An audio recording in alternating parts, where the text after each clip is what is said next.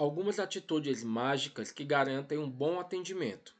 Seja sincero, olhe nos olhos do cliente, demonstre bom humor, sorria, demonstre interesse. Demonstre prestatividade. Seja paciente, demonstre entusiasmo, não revide grosserias e não demonstre irritação. Algumas expressões conquistam. Bom dia, boa tarde, boa noite, por favor, por gentileza, obrigado. Eu assumo o compromisso quando você vai falar para o cliente que vai fazer alguma coisa. A palavra compromisso gera uma reação forte no cliente. Estou à disposição, prazer em atendê-lo.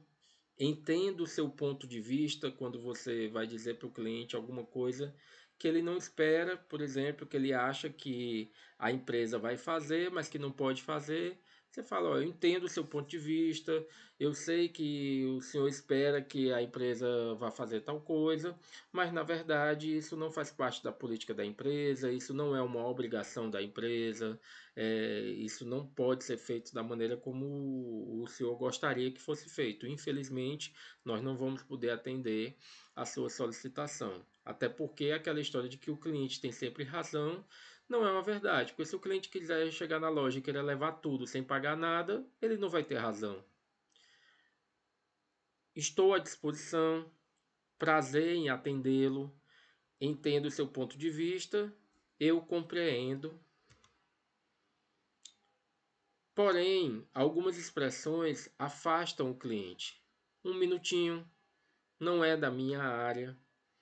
Uma atitude fechada sua. Um tratamento rude com frases curtas e secas. O cliente chega todo simpático perguntando alguma coisa, você mal responde, mal olha para a cara dele, não interage de uma maneira acolhedora. Livrar-se do cliente, ter pressa de afastar o cliente, de resolver a questão e se sair do cliente. Falar simplesmente que não pode fazer isso. Eu até dei um exemplo.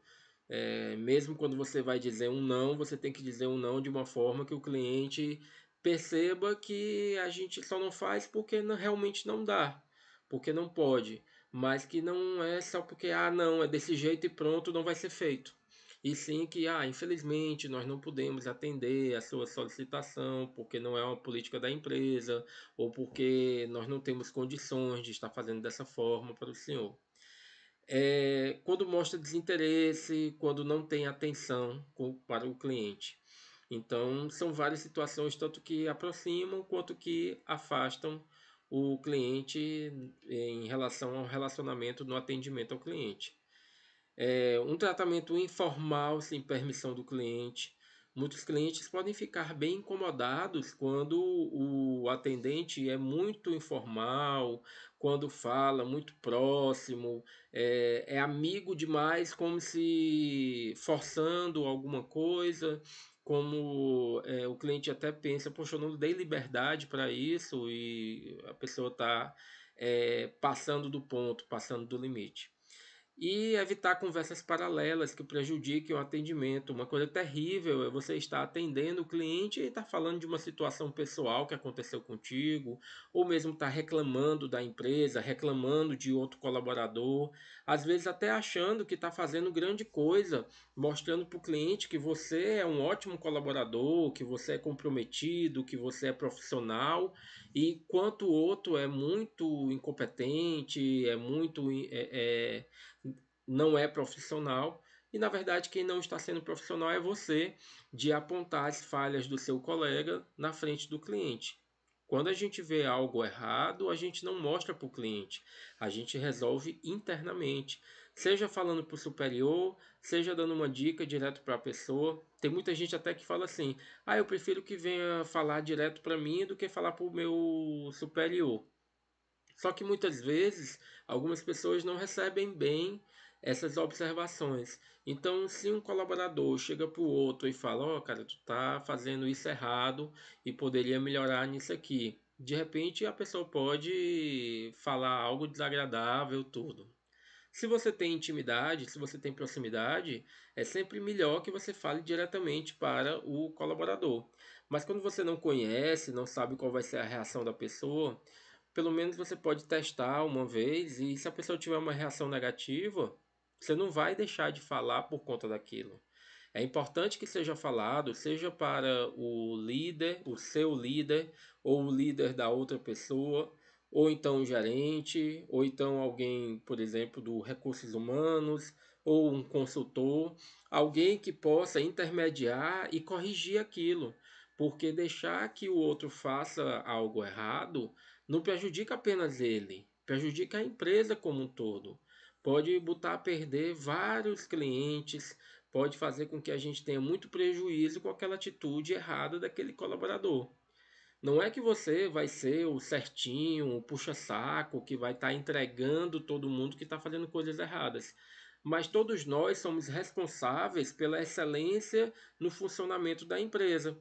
Se a gente vê alguma coisa acontecendo errado, mesmo que não seja da nossa conta, é importante que a gente interfira para poder melhorar o resultado da empresa. Resumindo, o cliente, ao entrar em um estabelecimento comercial, deseja ser percebido e atendido rapidamente.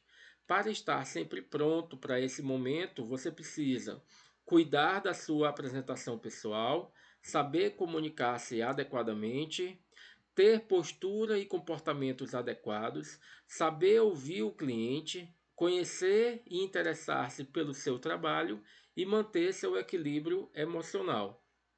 Então, cuidar da sua apresentação pessoal é cabelo, é não tá, é cabelo cortado, unhas cortadas, é não estar fedendo. Infelizmente, alguns colaboradores, a gente sabe até pelo trabalho, acabam suando tudo, mas o uniforme é todo encardido, como minha avó costumava falar, né? É um uniforme que muitas vezes ele era branco e hoje ele já está bege de tão manchado que está. Isso é terrível, passa uma imagem de desleixo, passa uma imagem de falta de compromisso com o trabalho.